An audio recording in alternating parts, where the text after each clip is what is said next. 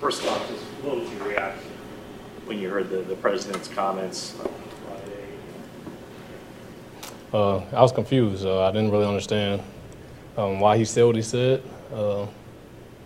It's obviously frustrating, but I think he provided us or gave us an opportunity to make something positive come out of it. Again, I don't know why he said that. I don't know why any president would use that kind of language on any subject, but we just got to be positive about it. How can there be something positive come out of this? I think he's given us an opportunity. He's given us eyeballs to talk on the issues that Colin and I started protesting about. I think it's helped people get past the fact that we're protesting during the anthem, and it's given us that ear to why we're doing it. So when this started, I read your piece in the New York Times, so August 2016.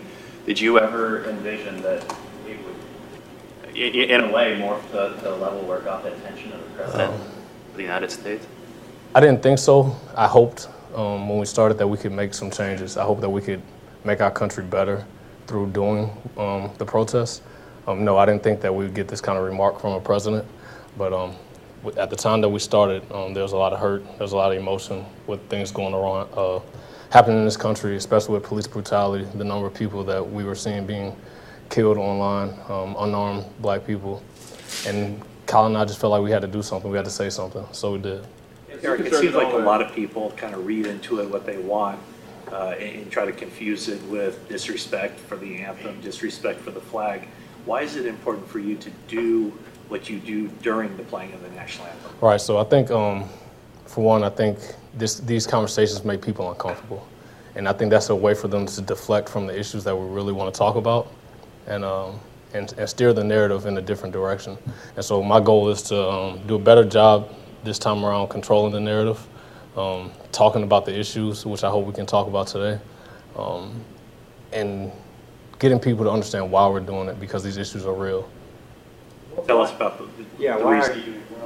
So there's a number of issues in this country: police brutality, social injustice, and I think it's important that you learn or educate yourself on the history, as I've done. I have a friend who's a PhD candidate at Harvard, and he studies these issues, and he sent me some notes that I have on my phone because I won't pretend to be an expert on it, but the Great Depression, 1929. In response to that, the New Deal was passed, which was a series of legislation and programs, government programs to stimulate the economy. The Civil Rights Act and the Voting Rights Act didn't happen until 1965. So here you have the New Deal, 1929, that was set in place to stimulate the economy. Black people didn't have access to those programs until 30 years later. So you have decades on top of decades where the country prioritized the needs of one group of folks and deprioritized the needs of another group of folks. And that's why we are where we are today. 30 years of not being able to use the GI Bill for our veterans, 30 years of not being able to get mortgage loans for housing, 30 years of all the programs that the New Deal put in place, black people didn't have access to. And today is the aftermath of that. I know that if I get arrested and if you get arrested, the chances that you are going to go to jail, even for the same crime, are much higher. Exactly. There's another stat that his name is Clint at Harvard. Y'all should really talk to him. He's good. Black people and white people use drugs at a similar rate, but black folks are almost six times as likely to be charged with drug possession than white people are.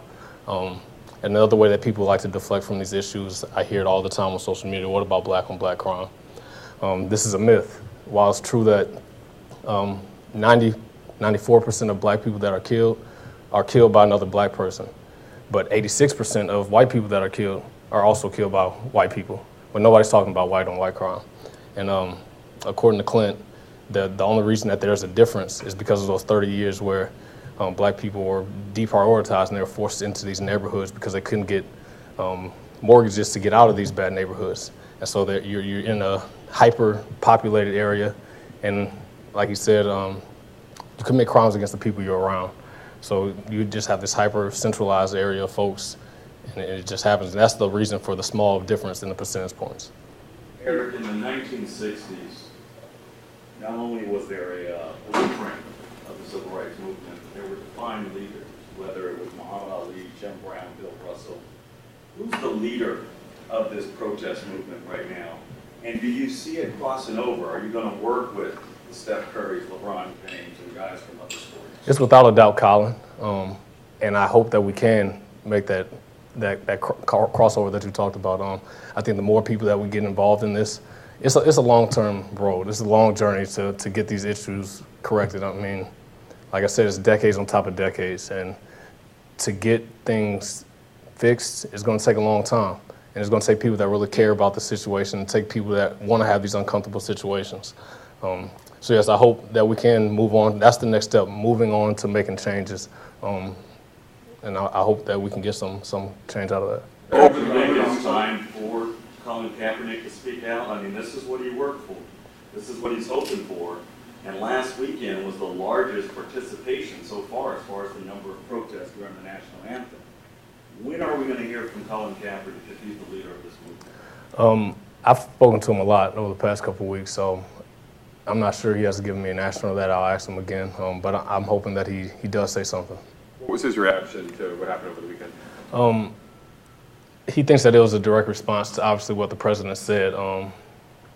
He wishes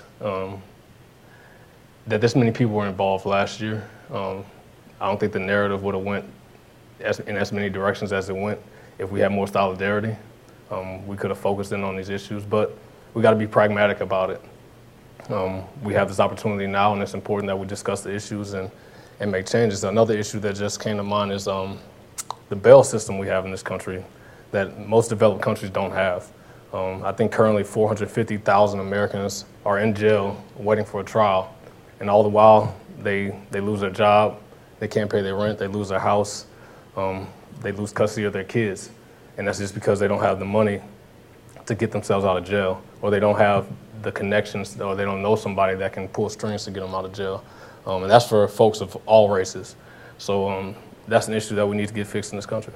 What do you need to do to make sure that this is not perceived as an issue of Trump versus NFL players and on the issues that you've been talking about? I think, and I can only speak for my team because I've only had the conversation with my team, but we need to be united as a country, as a team, no matter what your beliefs are. In sports is the ultimate unifier. We come from different backgrounds, but we don't hate each other. We set our differences aside, and in some instances use our differences as strengths to achieve a common goal. So I think our country should be modeled after that. We all come from different areas of the world, different backgrounds, different everything. But that doesn't mean you have to hate each other. We can work together, and we can make our country better. That's what the president ran his campaign on. That's all we're trying to do. When you look at you guys had a conversation so on Monday. Kyle was talking about a year ago the conversation as opposed to Monday the conversation. Do you see more common ground, more understanding amongst your? Exactly. I would say there's more understanding. When we did this last year, I think people were so shocked at the gesture. There's so many narratives swirling about disrespecting this and disrespecting that nobody could get past that and hear about why we were doing it. And I think now it's not new anymore, and people have had the time and opportunity to listen to why we're doing this. And so the conversation has been a lot easier as far as this team goes because I'm still here. We've had some real talks, some real conversations, and it's good. It's progress. What would you like to do on Sunday? What would your ideal? What would you like to see your team do? Since we talked about that, and I think we still have a couple of days to decide on what we're going to do. But I do think, and Kyle and John have expressed that we're going to do something together as a team. We're not going to force anybody to do anything they don't want to do. Like I said, this topic, the anthem, is sensitive. Some people have members in the military, and they still feel that it disrespects them, and that's okay. I have members that serve, my family members served in the armed forces, so we're not going to force anybody to do anything they don't want to do, but what we will do is be together as a team. You saw the owners, some players that criticized you and Colin get on the field and take a knee. Did you see that as a win, or did you see that as something different than that, maybe because they criticized you before? I'm not sure. I don't know what those guys were thinking. It's obviously in response to the comments that the president made, and being pragmatic about it. I'm happy that we can use this opportunity to further the conversation. And again, change only comes through conversation. This is a peaceful protest. We want to talk about these issues. We want to see if there's ways that we can make our country better.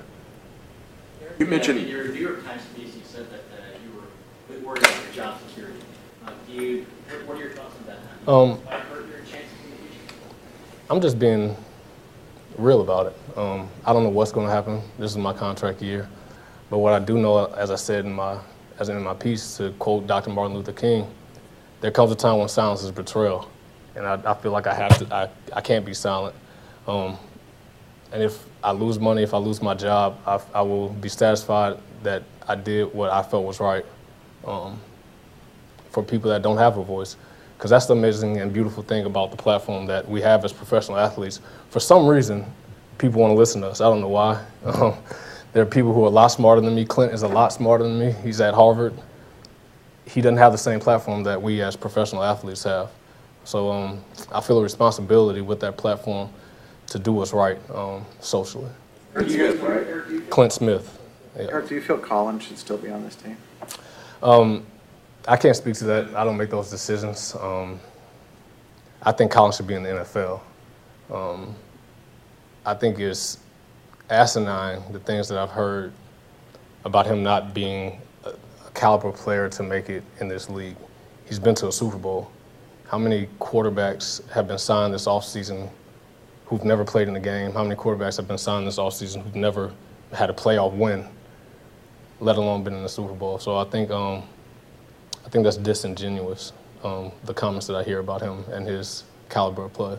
Eric, over the weekend, Maxwell became the first baseball player to take a knee. He's here in the Bay Area, obviously. Has he reached out to you? Have you reached out to him at all? He has not. Simple as that, he hasn't. But I'm sure he has his reasons for taking the knee. I mean, these topics affect everybody. This is our country. We're all citizens of this country, and these issues affect us all. I don't know if I ever have that opportunity to talk to him. I don't know him. I don't think I know anybody that knows his people, but maybe. We'll see. Have you had any dialogue with Malcolm Jenkins, Anquan Bolden, and guys? Yeah. I've had a lot of conversations with Malcolm. He's doing great work in the criminal justice system with reform. He's spoken to me about having an event out here in San Francisco. It's not set in stone or anything like that, but I'm hoping that he can get that situated.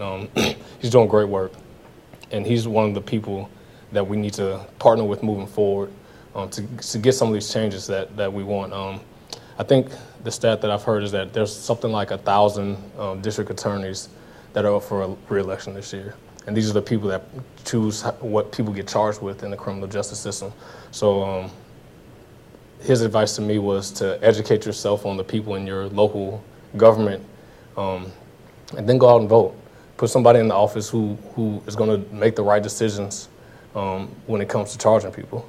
And that's the way to start. Do you think that, you and the other guys who are at the front of this movement are being maybe even more patriotic because you're trying to make things better? Exactly. I would agree with that. I mean, another quote from the op-ed from James Baldwin is, "I love this country so much that I reserve the right to criticize her perpetually." Every day that I come in this building as a football player, I love this game so much that I criticize myself unendingly so I can become a better football player. Why can't we do the same for the country? We hold athletes to the highest standard in this building. Why can't we hold the country to the highest standard every day? Eric, you talked about Jed York being supportive last year. He was one of the first owners to have a statement. Have you talked to him, regardless of that, how do you feel about how you're being supported? I've talked to Jed personally one-on-one twice within the past 2 weeks, and he's been nothing but supportive. He let me know that if there's any events like the one I mentioned with Malcolm, that he would love to see if he can get involved or help us out with that. And I echoed the same thing to him. If he knew anything that was happening in the community that we can help with to get us going on the path to fix these issues, and let us know, because that's what we want to do. A specific piece of legislation you'd like to see passed beyond just the discussions and the relationships and the listening? I'm not a politician, but I think the easiest thing that I've seen that we can have some grassroots efforts in is the criminal justice system. Laws around the bail system, the district attorneys, as I referenced. I think that's a starting point. we need to find an expert, so and let them talk with me about it. Eric, what's the most hurtful response or feedback you ever received during this movement? The most hurtful thing is the smearing that's happened to Colin and I. Again, we have the absolute best intentions. We want positivity to come out of this, and for people to call us what they've called us, and instead of things about us that they've said. I'll say this: we knew that it was going to happen when we started, because you can't please everybody. But even still, we did it because we believe it's for the greater good. It's more than about making money. It's more than about our dream. Like, I've wanted to be a professional football player my entire life, but this is more important to me than that. This is more important to Colin than playing football, and it's just really frustrating that people don't see that. That he has had to lose his job trying to do something right. I mean, I said it again, referencing the op-ed. I was actually in South Africa. My wife was born there. Her family lives there. And her mom loves to watch the news. And on the TV, they're just talking about Somalia and how they've had this huge famine. People are going to die within like a week. They're like saying such and such hundreds of thousands of people are going to die within the next week if they don't get help. And I'm just at a loss. I'm like, what do you do for these people? And Colin calls me and is like, hey, bro, I got Turkish Airlines to send a plane. I'm like, are you serious, bro? He's like, yeah. I'm like, I'm in Africa and I don't know what to do. And you sent a plane. And people still talk about him the way they talk about him. I just found that unbelievable. Eric, forgive me if you've been asked this already, but how did you connect with the New York Times? I've been talking to some people at an organization called Color of Change, and they've been giving me education, knowledge on these issues. And so they've done work with the New York Times. So the New York Times asked them to get in touch with me. And they asked you, they got in touch with you, and then you wrote this? Or right. And so many of these conversations are taking place in the media and in social media. Does this happen when you're out in the real world? Do people approach you to debate or have conversations about your movement? It's happened sometimes, yes. It just depends on the setting. If I'm in passing, I can honestly say I've never gotten any negativity in person. I've only gotten support in person. I've done the Know Your Rights camps with CAP, and it's unbelievable when we walk around the city, the number of people that stop him and tell him how much they appreciate what they've done. Because, again, they feel like he's speaking for them when they aren't heard. You had mentioned last year you had the big group text with, I don't know, 70 or 80 players, right. And then it had maybe dwindled a little bit this year. After the president's comments of the night, did that reignite a little bit? We didn't do the entire league's group text. I just think that would just it's unfeasible. It's not feasible. It's that many people texting at one time. I mean, I remember going to the bathroom and coming back to like 20 messages, so we just couldn't keep up with it. But I think everybody individually knew how they felt about this situation. This isn't about, it's about doing what's right, and every team has handled it their own way. Guys who maybe haven't participated before and are now interested, is it important for you to kind of drive home the point of we got to make sure we're doing things out in the community and not just focusing on what the protest? Right. Again, this is a long journey talking about social justice, and we need people to care about it. And I'm going to do my best to find those events and coordinate them that works with our schedule, because at the end of the day, we have jobs. This is our job, so we're here until whenever we have to leave. But I'll do my best to coordinate those events for off days and see if we can attend them. Eric, did you ever fear for your safety or the safety of your family in the past during movements? At the very beginning, King or other leaders, they could be doing right and the better for society, but their safety is at stake. Yeah, at the very beginning, I was, just because it was so new and I didn't know how people were going to react. But we've always, my family and I'm sure Colin too, have always been careful about our personal information. I remember going to the rookie seminar and them saying not to post where you are until after you leave, or you know what I mean. So there was a little bit of nervousness in the beginning, but not anymore. Eric, what do you want your legacy to be? Somebody that my kids can be proud of. Somebody that did the right thing even when it wasn't popular. selfishly, I want to go to heaven, and I want to get in. So I think your time on this planet is your job interview to get there, and that's where I'm trying to go. How much did Charlottesville and the president's subsequent reaction affect maybe everyone else in the locker room? Did they feel like there were maybe eyes open that made the conversations easier to have? I think that was huge because I was thinking about not protesting anymore before Charlottesville happened. And after that happened, and to hear the president's comments about that incident, I was like, come on, come on. What we did was peaceful. Somebody died during Charlottesville. They were beating people during Charlottesville. And to hear them be called very nice people was just, I guess it lit the flame for me again. And it wanted me to do it again. Couple more for Eric. For you, into kind of a combination of protesting the president as much as... No. It's not about protesting the president for me. It's about doing what's right surrounding these issues. Yes, his comments on 2 occasions have directly related to the protest, but my protest is not about the president. Are you still the players' rep? I am. Is that election recent? I think they do it every 2 years. So it happened. I got elected my 2nd year in the league. Has there been any talk union-wise about this situation? There has. They've expressed, let them know if there's anything that they can do to help. They stand behind what we're doing. It's our right to protest. And I think they put a couple statements out there expressing that.